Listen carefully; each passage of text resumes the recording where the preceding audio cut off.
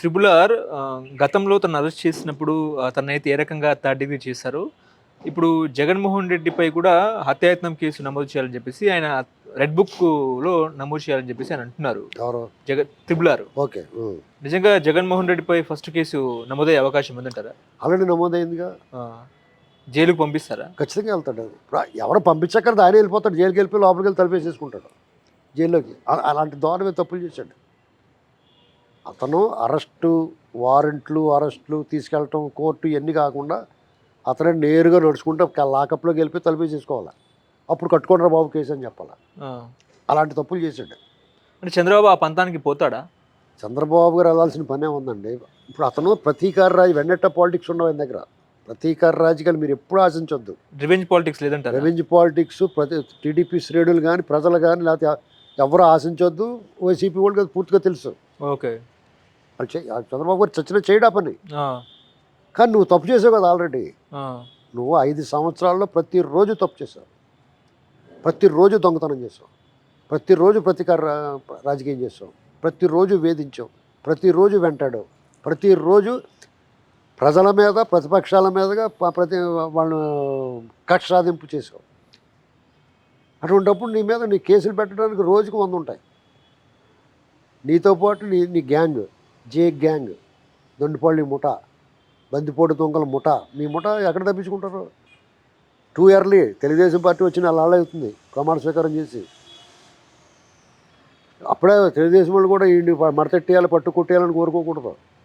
చట్ట ప్రకారం చట్టానికి లోబడి డెఫినెట్గా తెలుగుదేశం ప్రభుత్వం నుంచి చట్టానికి రాజ్యాంగానికి లోబడే వ్యవహారం ఉంటుంది. అంతకు మించి ఎవరు ఆశించొద్దు. మన దేశంలో చట్టాన్ని సరిగ్గా అమలు చేస్తే కనుక చట్ట ప్రకారం పడే శిక్షలు చాలా భయంకరంగా ఉంటాయి. వాడిని తప్పించుకోకుండా చూడాలి. ఇప్పుడు అతను అక్రమాస్తుల కేసులో 10 ఏళ్ళ నుంచి బయట తిరిగినట్టుగా ఉండకూడదు, వెసులుబాటు రాకూడదు. వాళ్ళు అక్కడ డబ్బులు తినేసి వదిలేశారండి. ఇప్పుడు చంద్రబాబు మూడో కన్ను తెరిస్తే వైసీపీ వాళ్ళందరూ జైలుకి వెళ్ళాల్సిందే అంటారా? ఆయన మూడో కన్ను తెరకుండానే వెళ్ళిపోతారు. మూడో కన్ను తెరవడం అంటే రోడ్డు మీద పడి తొంతారు. ఆ పని ఆయన చేయలేదు. ఆయన జైలుకి వెళ్ళారు కదండి, చంద్రబాబు కూడా జైలుకి వెళ్ళారుగా. వెళ్తే ఉంటది కదా మనసులో ఎక్కడో ఒక చోట ఆ గాయం ఉంటది కదా. ఆ గాయం ఉంది. ఆయన జైలుకి వెళ్ళాడు. ఆయన నేను నిర్దోషిని నిరూపించుకోవడానికి ప్రయత్నం చేయడం ప్రజలు గమనించారు. అది ఓకే. ఆయన బెయిల్ ఇవ్వండి, ఫలితం ఇచ్చారు, వదిలేండి బాబు అని అనలేదు ఆయన. ఓకే. నాకు అసలు ఈ కేసే తప్పు మీరు పెట్టింది, నేను తప్పు చేయలేదు, ఎలా పెడతావరా కేసు అని చెప్పి అడిగాడు ఆయన. అంతేగాని నన్ను వదిలేమంటే ఏ రోజు బెయిల్ పెట్టుకుంటే అప్పుడు వదిలేస్తారు. వీళ్ళకే వచ్చింది కదా బెయిల్. ముక్కలకి నరికేసిన వాళ్ళకి బెయిల్ వచ్చినప్పుడు ఈయనకి రావడానికి ఏముందండి? అవునా కదా. చేత మీకు వీళ్ళైతే తప్పించుకోలేరు. మీకు వీళ్ళ మీద ఈ కేసులు, ఈ మెడ మీద కత్తి, తెలుగుదేశం వాళ్ళు ఎప్పుడు ఎలా స్పందిస్తారో అన్న భయంతో చచ్చిపోతున్నారు వీళ్ళు. గజగజ వణికేస్తున్నారు వాళ్ళు. అందుకనే భయం వేసినప్పుడు ఒక్కోసారి పిచ్చి కేకలు పెడతాం మనం. అవునా కదా. పడవ మునిగిపోతుంది అనుకోండి, మనకి కేకలెడతాం. అవునా కదా. ఆ కేకలు పెడితే ఎవడో వచ్చి కాపాడతాడని కాదు, ఆ భయాందోళనకు గురై మాట్లాడతాం. అలాగే దెయ్యం గబక్కని ఈమె చేసిందని వెనకాల వచ్చి అప్పుడు ఇరికేకలాడుతుంది. అలాగే వీళ్ళకి భయం వేసేస్తుంది.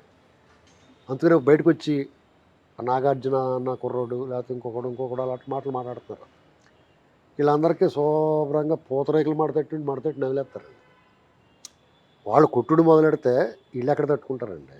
ఇదివరకే వాళ్ళు అధికారంలో ఉన్నప్పుడే టీడీపీ కేడర్ మీద పడి కొట్టి పోలీసు వాళ్ళు ఇంకా దాక్కునేవారు. వాళ్ళు ఎప్పుడు డైరెక్ట్గా యుద్ధం ఎప్పుడు చేయలేదండి.